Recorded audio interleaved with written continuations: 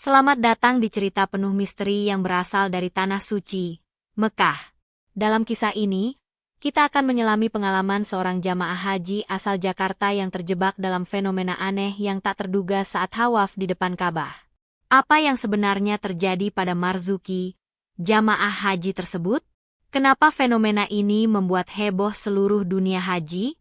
Simak cerita ini dengan seksama dan biarkan misteri-misteri ini menghantui pikiran Anda. Jika Anda merasa penasaran dengan setiap langkah perjalanan yang penuh tanda tanya ini, kami sangat mengharapkan pendapat Anda. Jangan ragu untuk memberikan komentar, like, dan subscribe jika Anda menikmati cerita ini. Setiap dukungan dari Anda sangat berarti bagi kami agar terus berbagi cerita-cerita menarik yang penuh hikmah. Selamat menikmati. Langit Jakarta sore itu tampak teduh, seperti memberi isyarat bahwa keberangkatan kali ini bukanlah perjalanan biasa. Ratusan jamaah haji berbaris rapi di terminal keberangkatan Bandara Halim Perdana Kusuma. Di antara mereka, tampak seorang pria berusia 40-an dengan tatapan yang gelisah. Namanya adalah Marzuki, seorang pegawai negeri yang baru saja pensiun, asal Jakarta Timur. Wajahnya tampak tenang, namun bola matanya menyimpan sesuatu yang dalam. Ia sesekali menatap langit dan menggenggam erat tas kecil berisi perlengkapan haji. Istrinya, Bu Janah, setia mendampingi di samping. Mereka tergabung dalam kloter 17 embarkasi Jakarta. Meski terlihat seperti pasangan biasa, para jamaah yang satu rombongan mulai memperhatikan kebiasaan Marzuki yang cukup janggal. Ia lebih sering menyendiri, jarang menyahut saat diajak bicara, dan selalu terbangun tengah malam hanya untuk menatap sudut gelap kamar hotel karantina sebelum keberangkatan. "Pak Marzuki nggak apa-apa?" tanya salah satu jamaah, Pak Leman. Marzuki hanya tersenyum samar. "Insya Allah, saya cuma terlalu rindu ingin ke Baitullah," jawabnya pelan. Namun di balik senyuman itu, Bu Janah tahu ada sesuatu yang tidak biasa. Beberapa hari sebelum keberangkatan, Marzuki mengaku sering bermimpi melihat dirinya tawaf sendirian di Masjidil Haram, dikelilingi suara tangisan tapi tak satupun wajah bisa ia lihat. Ketika pesawat sudah mengudara, dan takbir berkumandang dari para penumpang, Marzuki justru memejamkan mata lebih dalam, seolah mencoba melupakan sesuatu yang tidak ingin ia ingat. Tangannya bergetar pelan. Ia meraba dada kirinya, tempat sebuah surat kecil tersimpan dalam saku kemeja putihnya. Surat yang belum pernah dibaca siapapun, bahkan oleh istrinya sendiri. Sesampainya di Madinah, tak banyak interaksi yang Marzuki lakukan dengan jamaah lain. Ia hanya berbicara bila perlu. Selama di Raudah, ia tampak bergetar hebat, dan ketika mendekap tiang di dalam Masjid Nabawi, air matanya jatuh begitu deras hingga membuat orang di sekitarnya merasa aneh. Namun semua mengira itu hanya luapan haru. Hingga saat rombongan akhirnya bergerak menuju Mekah, Bu Janah mulai merasakan firasat yang lebih kuat. Di dalam bus, Marzuki memandangi padang pasir dengan sorot mata kosong. Saat langit malam menghias perjalanan, ia berbisik lirih. "Ka'bah akan jadi saksi, aku tahu waktunya tiba." Namun saat ditanya maksudnya, Marzuki hanya diam. Tak satu pun dari rombongan menyangka bahwa lelaki pendiam itu akan menjadi pusat kehebohan di Tanah Suci, hanya beberapa hari setelah mereka tiba di Mekah. Mekah menyambut kedatangan para tamu Allah dengan kemegahan yang tak pernah pudar. Rombongan Marzuki tiba menjelang maghrib. Udara panas membungkus kota suci itu, namun langkah-langkah mereka tetap bersemangat menuju Masjidil Haram. Aroma tanah Arab dan gema adzan menciptakan suasana yang sulit digambarkan dengan kata-kata. Ratusan ribu jamaah dari berbagai penjuru dunia membanjiri pelataran Ka'bah. Marzuki berjalan di belakang istrinya. Sejak menjejakkan kaki di pelataran Masjidil Haram, ia tak henti menoleh ke kanan dan kiri, seolah mencari sesuatu di antara kerumunan. Sesekali ia terhenti mendadak, membuat jamaah di belakangnya hampir menabrak.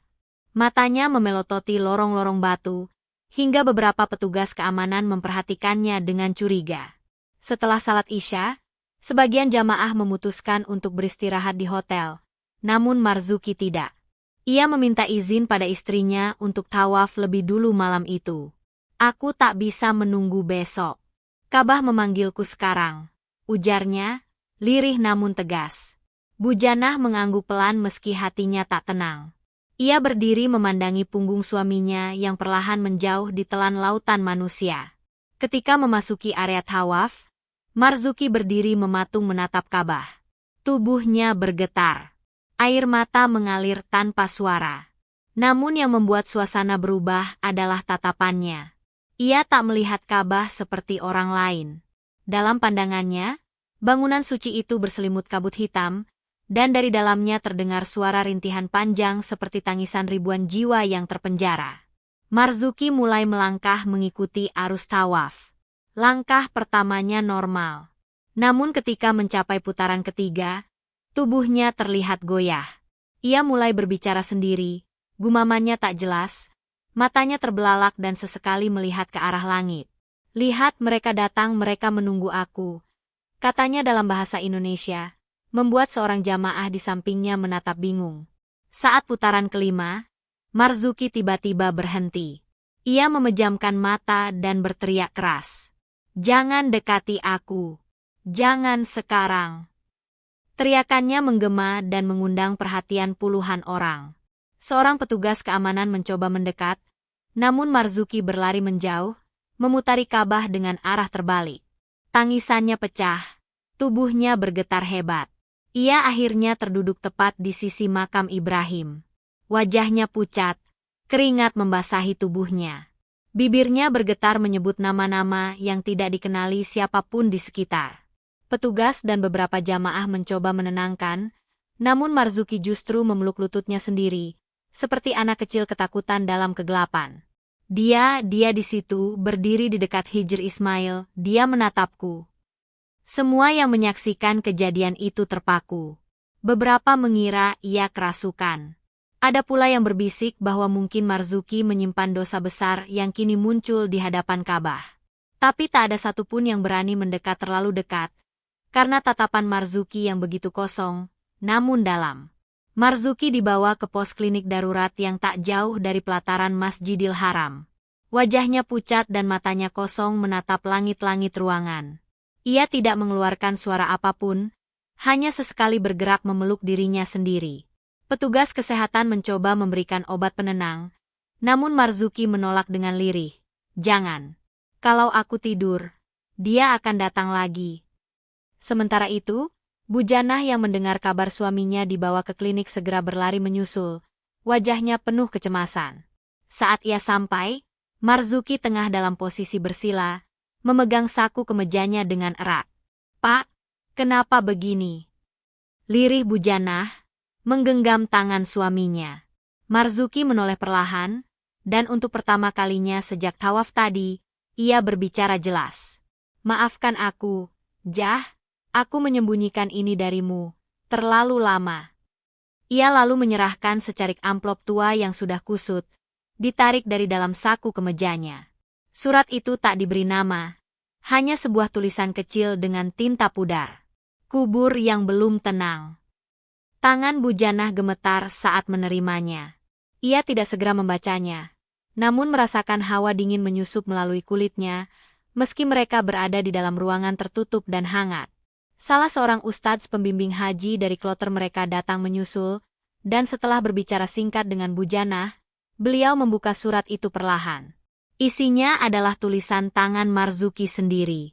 Ia mengakui bahwa sebelum keberangkatan ke Tanah Suci, ia pernah terlibat dalam sebuah peristiwa di tahun-tahun awal masa kerjanya sebagai pegawai negeri.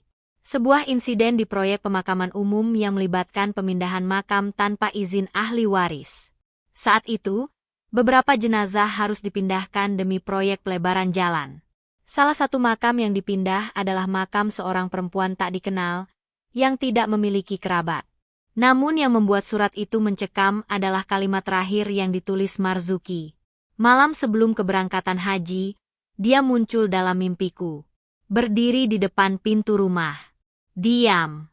Tapi matanya seolah menuntutku." Ustadz yang membaca surat itu diam cukup lama. Suasana ruangan mendadak hening, hanya terdengar detak jam dinding dan napas berat Marzuki yang kini mulai terengah. Mungkin ini adalah rasa bersalah yang selama ini dipendam, dan terbawa sampai ke tempat yang paling suci di muka bumi, ujar ustadz itu pelan. Namun sebelum ada yang bisa menghibur atau menenangkan, Marzuki kembali berbicara, kali ini dengan suara lebih dalam, nyaris tak seperti suaranya sendiri. Dia ikut bersamaku dari Jakarta. Dia masuk ke dalam koperku. Seketika ruangan itu menjadi dingin.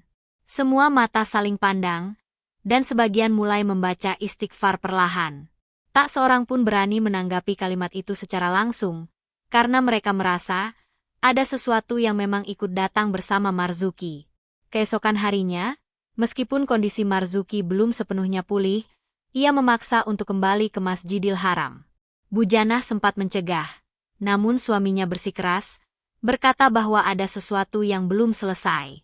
Ia mengenakan ihram dengan langkah gemetar, pandangan mata masih sesekali kosong. Saat keduanya tiba di halaman Masjidil Haram, suasana pagi begitu tenang. Jamaah sudah mulai memadati area tawaf, namun tidak sepadat malam sebelumnya. Marzuki berdiri mematung, menatap Ka'bah. Ia mengangguk perlahan, seperti menanggapi bisikan yang tak terdengar oleh orang lain. Dia ingin aku kembali, dia masih menunggu, ucapnya lirih kepada Bujana.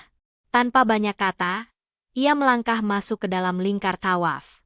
Namun kali ini, langkahnya berbeda. Tidak lagi goyah, tapi seperti dikendalikan oleh sesuatu yang tak kasat mata. Ia berjalan lebih cepat dari biasanya, dan pada putaran kedua, bibirnya mulai bergerak. Ia tidak membaca doa seperti jamaah lainnya. Ia berbicara, seolah menjawab pertanyaan-pertanyaan tak terdengar. Kenapa kau ikut? Aku hanya jalankan tugas waktu itu. Ia melirik ke sudut Ka'bah, tepat arah Hijr Ismail. Tangannya menunjuk. Lalu ia memicingkan mata. Jangan dekati dia, gumamnya pelan, namun cukup untuk membuat seorang jamaah di dekatnya mundur perlahan. Di tengah keramaian tawaf itu, tiba-tiba Marzuki berhenti. Ia menengadah ke langit dan berteriak keras. Aku minta maaf. Aku tahu aku salah. Jamaah yang berada di sekelilingnya segera menjauh, membentuk celah di tengah arus tawaf. Petugas keamanan mulai berlari mendekat. Namun sebelum mereka sampai, Marzuki mendadak jatuh berlutut dan memeluk lantai marmer. Matanya terbuka lebar, menatap lantai seakan melihat sesuatu yang menatap balik dari balik batu. Aku akan kembalikan. Aku akan bawa kau pulang. Air matanya tumpah, bukan karena haru, tapi karena ketakutan yang tak bisa dijelaskan. Beberapa jamaah mulai merapal ayat-ayat Al-Quran. Namun yang terjadi selanjutnya lebih mengejutkan. Dari arah utara pelataran Ka'bah, terdengar suara perempuan menyanyi lirih, seperti nyanyian pengantar tidur, dalam bahasa yang tidak dipahami siapapun. Suara itu samar, nyaris tersamar oleh gemuruh manusia, namun terasa menusuk telinga. Marzuki berdiri perlahan, matanya kini menatap lurus ke arah suara itu. Wajahnya pucat, dan ia mulai berjalan meninggalkan lintasan tawaf, menuju arah pintu keluar. Dia memanggilku dari luar. Dia tak bisa masuk ke sini. Petugas yang melihat gerak-geriknya segera menghadangnya. Namun Marzuki menyentak tangan mereka. Kekuatannya entah datang dari mana. Ia terus berjalan dengan cepat, nyaris berlari ke arah lorong pintu King Abdul Aziz. Sesampainya di ambang pintu, ia berhenti. Dia di sana, menunggu dengan gaun putihnya. Ia berbicara sambil menoleh ke belakang, dan wajahnya kini menampilkan senyum yang ganjil, seperti seseorang yang siap untuk menghilang. Langkah Marzuki tertahan di ambang pintu King Abdul Aziz. Angin panas gurun menerpa wajahnya, tapi ia tidak bergeming. Di kejauhan, di antara kerumunan jamaah dan peziarah yang lalu lalang, sosok itu tampak berdiri tegak. Seorang perempuan bergaun putih panjang, rambutnya terurai, dan wajahnya tidak terlihat jelas karena bayangan yang aneh menutupinya. Namun Marzuki seperti tahu pasti siapa dia. Ia menyebutkan satu nama, lirih namun jelas, dan membuat beberapa orang di sekitarnya menoleh dengan heran. Rohani. Bujanah yang terus mengikuti dari belakang, kini berdiri tak jauh dari suaminya. Ia menggenggam tasbih rat-rat sambil membaca istighfar tanpa henti. Nafasnya tercekat saat melihat arah pandang Marzuki. Meski ia tidak melihat siapa-siapa di ujung lorong, namun hawa dingin menjalar sampai ke tulang punggung. Marzuki mulai melangkah, pelan namun pasti, seakan ditarik oleh kekuatan yang tak tampak. Ia menyeberangi lantai putih menuju pintu pagar besi di sisi luar. Jamaah yang lalu lalang seperti tidak menyadari bahwa di tengah mereka ada seseorang yang sedang berjalan dalam dunia lain. Sorot mata Marzuki kosong, seolah jiwanya melayang ke dimensi berbeda. Ketika ia hampir sampai ke ujung lorong, tiba-tiba langit di atas Masjidil Haram berubah. Awan tipis melingkar membentuk pusaran, dan cahaya matahari tertahan di tengahnya. Beberapa burung merpati yang biasanya terbang rendah kini melayang tinggi, membentuk lingkaran aneh di atas Ka'bah. Beberapa jamaah mulai berhenti berjalan. Mereka menatap langit dan berbisik pelan, menyebut nama Allah dengan nada keheranan. Fenomena ini tak biasa. Petugas keamanan juga mulai memicingkan mata ke atas, lalu ke arah Marzuki yang terus berjalan keluar halaman. Ketika hanya tersisa beberapa meter antara Marzuki dan sosok gaun putih itu, tiba-tiba terdengar suara keras, bukan seperti suara manusia biasa, tapi lebih menyerupai jeritan tercekik yang menggema dari bawah tanah. Jeritan itu membuat sebagian jamaah terpaku, beberapa lainnya tersungkur karena pusing dan mual. Marzuki berhenti. Ia menunduk, lalu mengangkat tangannya tinggi-tinggi. Kalau memang ini caramu, kalau memang harus di sana, maka bawa aku. Seketika, angin menerjang dari arah selatan. Jilbab-jilbab para jamaah beterbangan, debu berputar membentuk lingkaran di kaki Marzuki. Di detik itu juga, sosok perempuan bergaun putih itu mengangkat tangannya, dan seluruh lampu sorot di sekitar Masjidil Haram mendadak mati selama beberapa detik. Gelap, hening, dingin. Lalu, cahaya kembali menyala. Tapi Marzuki sudah tidak terlihat. Bujanah berteriak panik, memanggil nama suaminya. Petugas berlarian, menyisir area sekitar pintu. Namun Marzuki seakan lenyap tanpa jejak, hanya menyisakan ihram yang tertinggal di dekat tiang lampu besi. Salah satu petugas menemukan sehelai rambut panjang menempel di kain itu. Rambut hitam, lurus, dan dingin seperti es. Masih di sekitar pelataran Masjidil Haram, keributan kecil sempat terjadi usai hilangnya Marzuki secara misterius. Bujanah, yang histeris memanggil nama suaminya, akhirnya ditenangkan oleh petugas medis. Ia dibawa ke klinik darurat di dalam kompleks masjid, namun air matanya tak berhenti mengalir. Dia bukan gila, dia hanya melihat apa yang kalian tidak bisa lihat. Gumamnya lirih pada seorang perawat yang berusaha menenangkannya. Beberapa jamaah asal Indonesia yang berada di lokasi pun ikut membantu mencari. Mereka memanggil, menyisir lorong-lorong, bahkan sebagian naik ke lantai atas Masjidil Haram. Tapi Marzuki tetap tidak ditemukan. Kamera pengawas di sekitar titik kejadian menunjukkan rekaman ganjil. Saat diputar ulang oleh petugas, mereka melihat Marzuki berjalan ke arah luar. Namun setelah melewati tiang ketiga dari pintu King Abdul Aziz, tubuhnya perlahan kabur dan hilang, seperti larut ke dalam kabut yang tidak pernah ada di lokasi itu sebelumnya. Salah satu petugas berkata pelan, "Ini bukan pertama kali kejadian aneh terjadi di sini. Tapi yang ini, terlalu nyata." Di hari yang sama, Bujanah menerima sebuah paket kecil dari seseorang tak dikenal. Hanya selembar kain putih kecil, berisi bercak darah dan secari kertas bertuliskan tangan. Tidak semua yang terbawa ke tanah suci adalah untuk disucikan. Beberapa datang hanya untuk menebus masa lalu. Malam pun tiba. Kota Mekah terasa berbeda malam itu. Udara lebih dingin dari biasanya. Di salah satu lorong hotel tempat Bujanah menginap, terdengar suara sandal diseret-seret pelan melewati lorong kosong. Penjaga hotel yang kebetulan lewat menghentikan langkahnya ketika mendengar suara itu, namun ketika ia menoleh ke belakang, lorong kosong seperti tak pernah dilalui siapapun. Beberapa malam kemudian, seorang jamaah Indonesia mengaku bermimpi melihat seorang lelaki mengenakan pakaian ihram berdiri di bawah pancaran cahaya di depan Ka'bah, wajahnya penuh luka dan matanya berlinang. Lelaki itu tidak berkata sepatah kata pun, hanya mengangkat tangan ke langit, seperti meminta maaf, atau meminta dijemput. Mimpi itu menyebar ke banyak jamaah lainnya, bahkan dari negara lain. Cerita tentang lelaki hilang saat tawaf menjadi desas-desus yang menghantui jamaah di hari-hari terakhir musim haji. Ada yang meyakini bahwa Marzuki telah masuk ke dimensi gaib yang hanya bisa disentuh oleh jiwa yang belum menebus kesalahannya. Ada pula yang percaya, ia telah menjadi saksi dari pintu alam lain yang kadang terbuka di tempat suci. Namun Bujanah punya keyakinannya sendiri. Ia kembali ke tanah air dengan wajah yang tidak lagi sama. Matanya selalu kosong, dan ia sering terlihat berbicara pada dinding kamar rumahnya di Jakarta. Tetangga menyebutnya tidak waras sejak pulang dari haji. Namun mereka tidak tahu bahwa setiap malam Jumat, ia menghampar sajadah menghadap kiblat, lalu membisikkan nama yang sama berkali-kali dengan suara penuh rindu dan takut. Marzuki.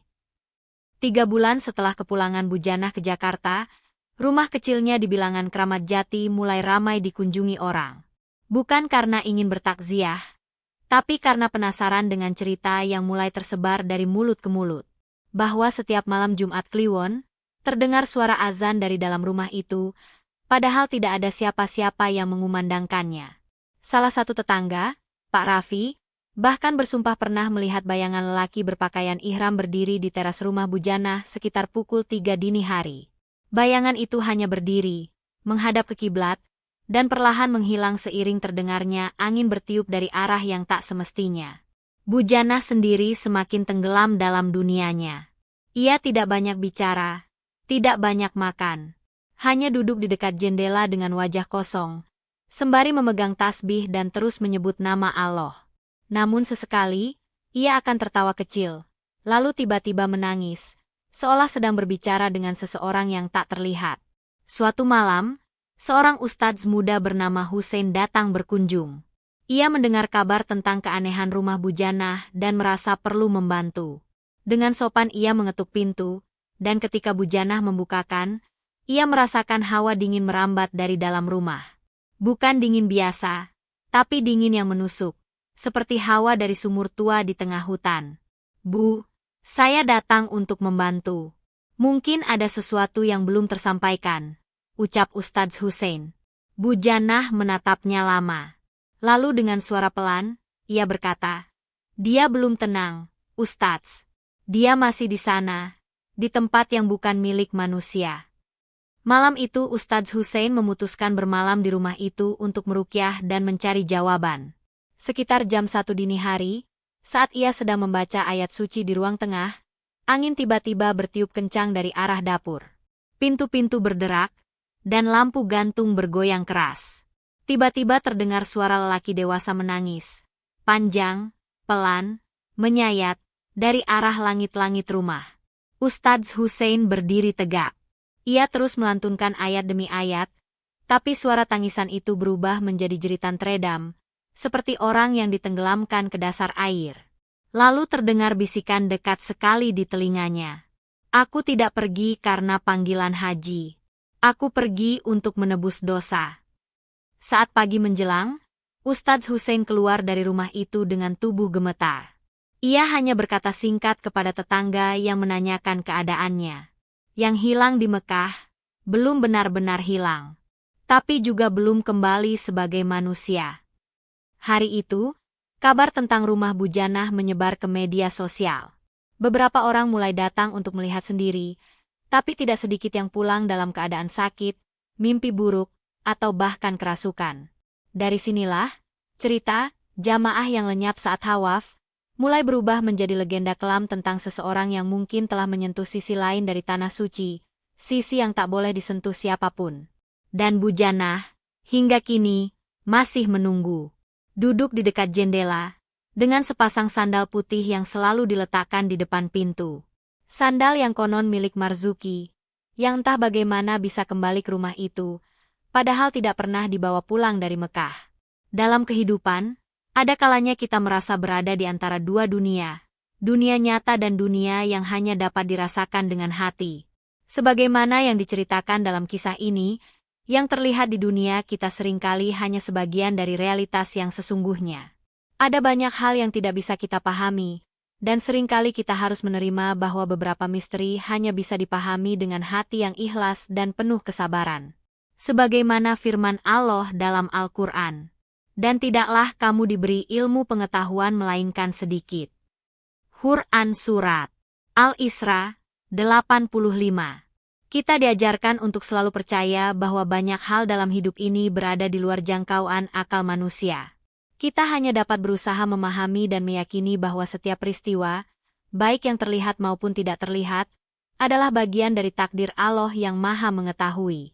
Cerita ini adalah karya fiktif yang dibuat seolah nyata, dengan tujuan untuk mengambil hikmah dan pesan moral yang terkandung dalam setiap perjalanan kehidupan. Semua peristiwa dalam cerita ini tidak berdasarkan pada kejadian nyata, melainkan dibuat dengan imajinasi untuk memberikan pengajaran tentang kehidupan, spiritualitas, dan kepercayaan kepada takdir. Terima kasih telah membaca cerita ini. Jika Anda menikmati cerita ini, jangan lupa untuk memberikan komentar, like, dan subscribe agar kami bisa terus berbagi cerita menarik lainnya. Sampai jumpa di cerita selanjutnya.